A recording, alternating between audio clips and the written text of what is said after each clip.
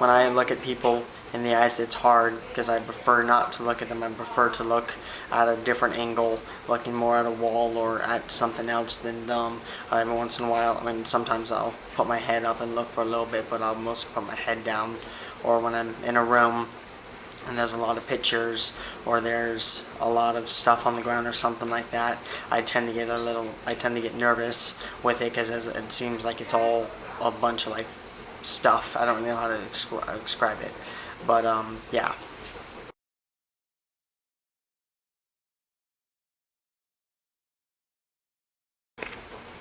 When I when I'm in a room and I'm hearing things, times I can hear things louder than others if I'm in a loud room. Noise is very loud. For some reason, my mom read in a book that if I have headphones in my ear, I can crank it up loud and it doesn't affect me that way because it's not bouncing off walls. But if I'm in somewhere there's a lot of space or a lot of people, the noise echoes like a Tasmanian, or like flubber, and it bounces around and it makes it hard for that. So I don't like being in loud places too much.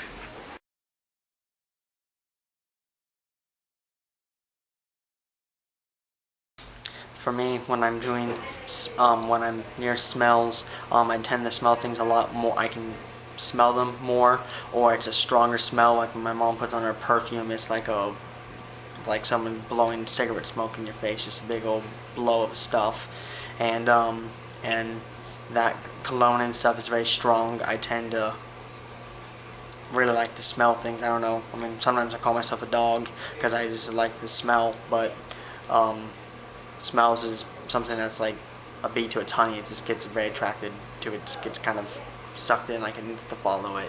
So I tend to do that.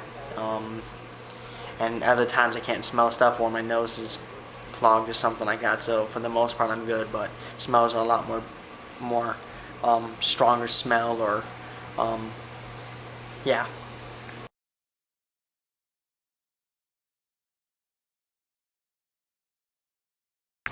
For me, when for food wise, I don't like I don't know. It feels weird sometimes if it's slippery in my mouth or if it's really thick stuff or something. I don't know. It's not too big for me, but food feels kind of weird when it scrapes up against my mouth sometimes, or trying to eat it, or same thing when I drink something. It leaves like my gums and stuff feeling weird where I have to drink more to make it stop hurting. So same thing with food, sometimes I have to kind of smear it around in my mouth when I eat it to not make it feel weird or make my nerves feel tickly or that's a weird word, feel weird or something like that.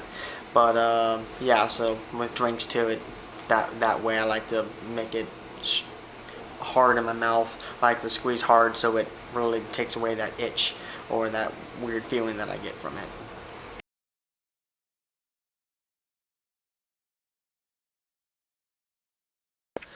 For me, it's kind of hard because when I don't like to be touched.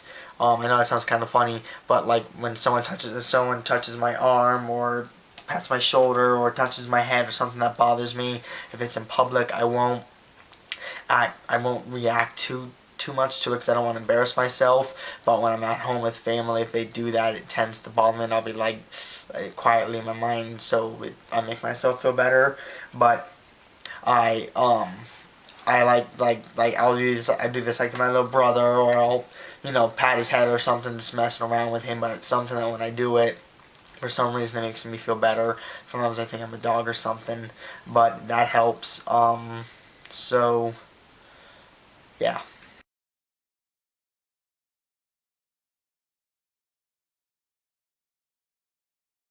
For me,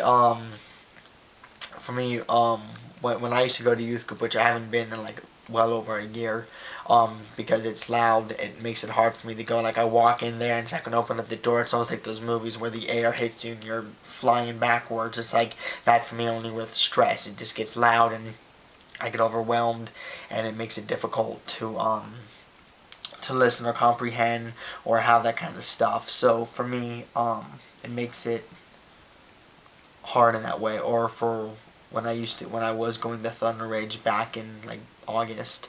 When I'd walk through the halls, it was really loud and it was hard to get to classes and remember. And I'd always be looking at my paper and trying to remember because I'd forget.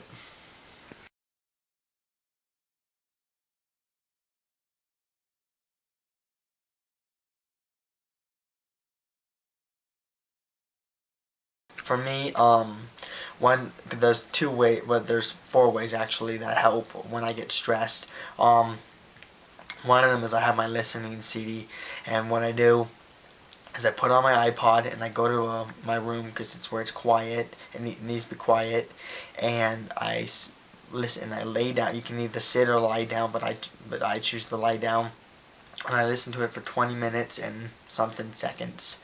And when I listen to it, it helps because it calms me and relaxes me. But then when I get up, I have to do something else. So for some reason that just helps. And if I'm out in public and I can't go to my room, then I do a count strategy where I yell in my head stop, and then I count and I go like 1,999. 998 and so on, and I go until I get the seven fingers, and then I start over on this hand, but I start from the number that I stopped at. So it's probably kind of hard to understand, but my sister can explain if she needs to. But the other thing is riding my bike. That helps. When I have my bike, I go out and I do that, or I listen to music and I put headphones in and just ride my bike and practice my tricks, and that way helps too.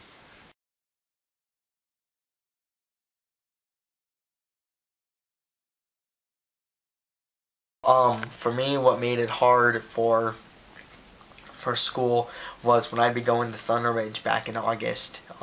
With it being loud, it was hard to go into rooms. But now I have my count strategy, or I can just calm myself in my head, just taking deep breaths and stuff, and that helps. It's still really loud and it's hard to be in there, and I can only handle so much, even like with watching TV and stuff. But for the most part, I'm much better now than what I used to. Like before, I could do it, but it was really hard. And then youth group, I haven't been in there for quite a while now. I guess for me, what helped before I got this other kind of help, what helped me was just taking deep breaths and just calming myself down. It helped me before I got this count strategy thing, and it worked. It definitely helped. I mean, it was still really hard and loud, and it made me stressed, but not that bad.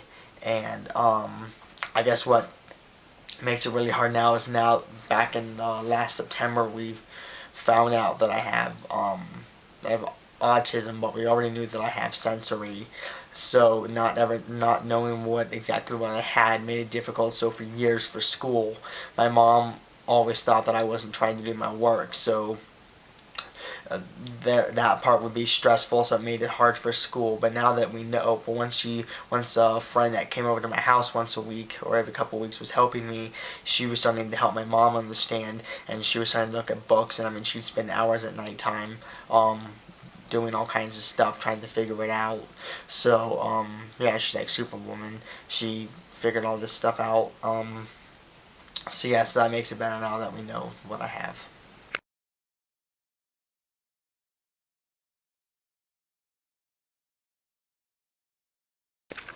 One thing, and I was very happy that I could do this for my sister and for you future teachers who are listening to this tape. But I just have some advice for you guys. Obviously, I'm not normal, and I'm not. And obviously, there's other kids with different types of sensory or something.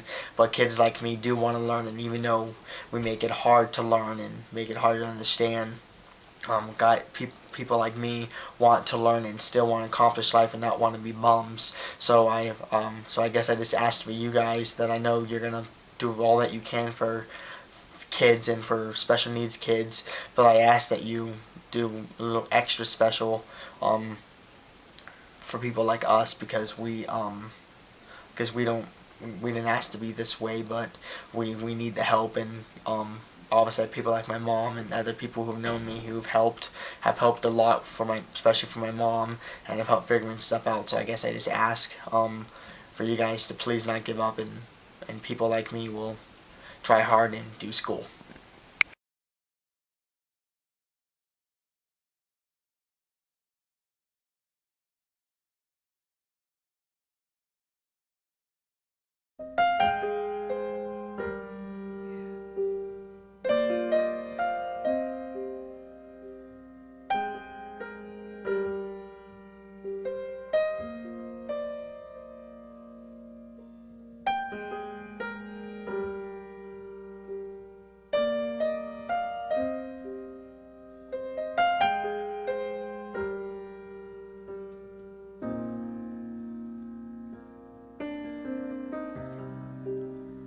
Father, I am waiting.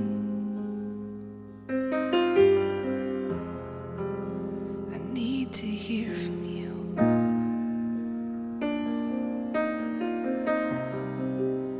To know that you're approving of what I say and do.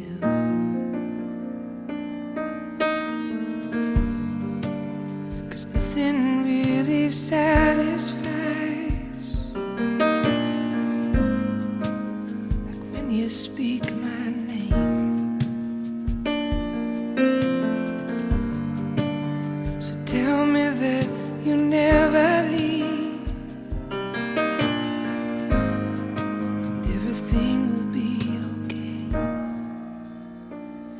In your presence, all fear is gone. In your presence, in your presence.